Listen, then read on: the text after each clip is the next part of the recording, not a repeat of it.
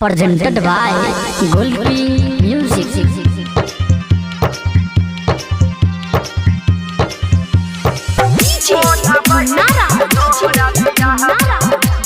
रूपम recording studio जीवा चौक मधुबनी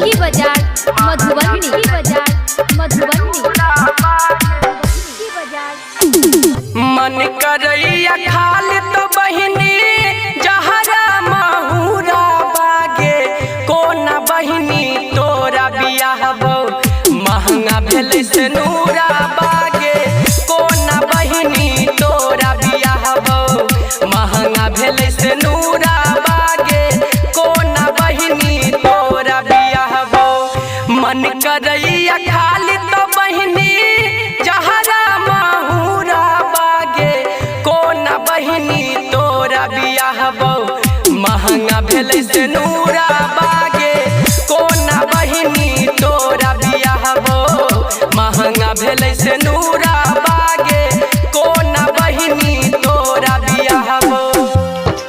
कोना बहिनी तोरा बियाह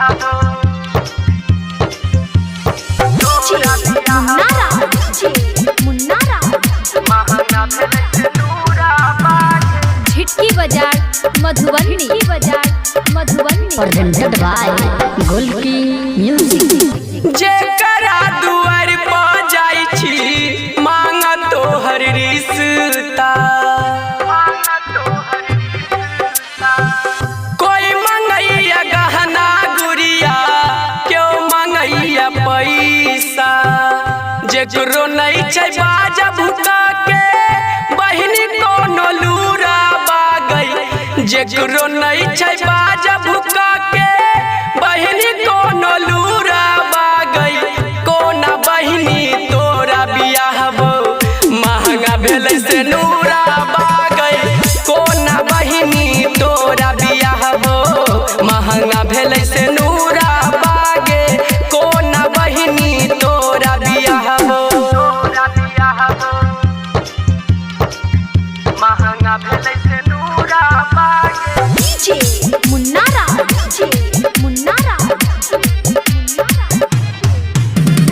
झिटकी बाजार मधुबनी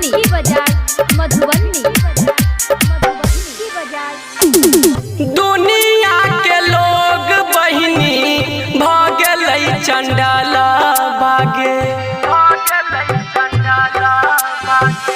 कोई मंगै छै मोटरसाइकिल कोई मंगै चारि चक्का बागे हम छियै गरीब त हमर की छियै कसूरा बागे हम छियै गरीब त हमर की छियै कसूरा बागे कोना बहिनी तोरा बियाह महंगा भेलै से नूरा बागे कोना बहिनी तोरा बियाह महंगा भेलै से नूरा बागे कोना बहिनी तोरा बियाह महंगा भेलै से नूरा बागे कोना बहिनी तोरा बियाह महंगा भेलै से नूरा बागे मुन्नारा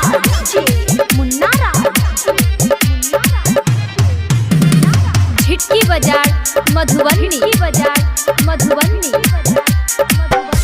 गे बहिना के ई रीत चलल का दान दहेज के कोना मनबियै गे बहिनी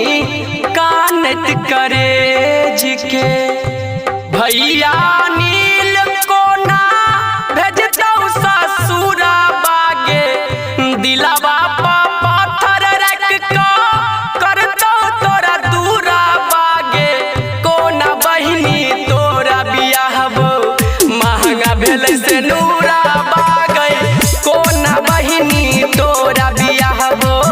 महंगा भेलै से नूरा बागे कोना बहिनी तोरा बियाह महंगा भेलै से नूरा बागे कोना बहिनी तोरा बियाह रूपम रिकॉर्डिंग स्टूडियो जीवा चौक मधुबनी।